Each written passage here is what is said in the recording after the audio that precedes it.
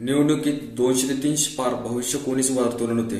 कोणाला सुद्धा विश्वास बसला नव्हता. मात्र आज ते वास्तव 1995 पासून महाराष्ट्रामध्ये युती आणि आघाडीचे सरकार आले होते. 200हून अधिक जागा कोणालाच मिळवता आल्या नव्हता.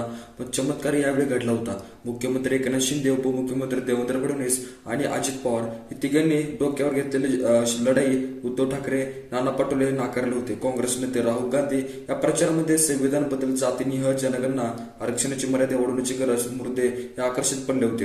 हे चालले काही नाहीत. लोकसभेच्या महाविकास आघाडीमध्ये नेरेटिव्ह आणि देत होते. त्यावेळेस महाविकास आघाडीला त्यांची उत्तर देत बसण्याची पाळी आली होती. महायुतीच्या या विजयामध्ये अर्थातच वैयक्तिक लाभांच्या आणि योजनांसह राज्य सरकारच्या निर्णयाचा धडाकाबाज सहाय्य ठरला होता. लाडकी बहीण महिला एसटीमध्ये 50% सवलत शेतकऱ्यांसाठी पाहावं तर त्यासाठी दिलेले 2700 कोटी, कृषी वीज बिलास दिलेली माफी, लहान लहान समस्येसाठी स्थापन केलेल्या महामंडळाच्या वृद्धांना एसटीचे मोफत प्रवास, मुलींचे मोफत शिक्षण अशा निर्णयांना मतदारांना पसंती दिली होती. महाविकास आघाडीमध्ये अशा छोट्या मोठ्या आश्वासन दिल्या होत्या आणि मतदारांना अधिक विश्वास बसला होता. काँग्रेस सहित राज्यामध्ये निवडणुकीत दिलेल्या आश्वासन पूर्तता केली नव्हती. मोठमोठ्या जाहिराती देऊन महायुतीने लोकांच्या मनावर बिंबवले होते. आता मुख्यमंत्री लोकप्रिय प्रतिमा निर्माण करण्यात एकनाथ शिंदे त्याचे मोठे यश आले होते. कोणाला सुद्धा त्यांना भेटतात आणि कोणाला सुद्धा बोलतात. स्वतः नेता नाही तर कार्यकर्ता म्हणतात. त्याचे रूप मतदारांना पावले होते. भयानक बिंगरी लावल्यासारखं ते महाराष्ट्रभर फिरले होते. पहाटे 4 पर्यंत लोकांना भेटत राहायचे होते. ही प्रतिमा त्यांच्या महायुतीसाठीच धावून आली होती आणि तसंच महायुतीच्या आमदारांना देखील बरोबरून दिला होता. तसेच शिवसेना कोणाची, उद्धव ठाकरेची एकनाथ शिंदेची या प्रश्नाचे उत्तर लोकसभा निवडणुकीनंतर शिवसेना निम्मे दोघांचे असं उत्तर दिले होते. पण उत्तर आजच्या विधानसभेचे पात्र बदलले होते. निवडणुकीमध्ये शिवसेना आज तरी शिंदेचीच आणि उत्तर दिले होते भाजपच्या दणदणीत विजयाचे शिल्पकार अर्थातच देवेंद्र फडणवीस आहेत.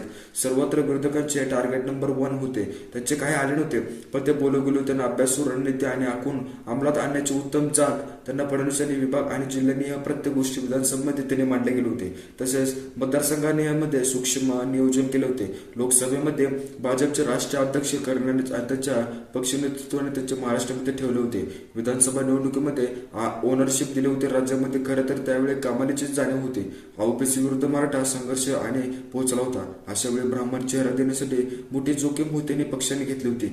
जाती पार्टी पलीकडे जाऊन महाराष्ट्राच्या बालांचे नेहमीच विचार करण्याने पक्षादेश आणि शिवध्वजाचे मानणारे फडणवीस हे महत्वाचे सगळे सूत्र त्यांनी पार पडले होते. आजवर त्यांनी मतदारांच्या नेतृत्वावर मोठा विश्वास टाकत होता आणि अडसूर दूर फेकला होता.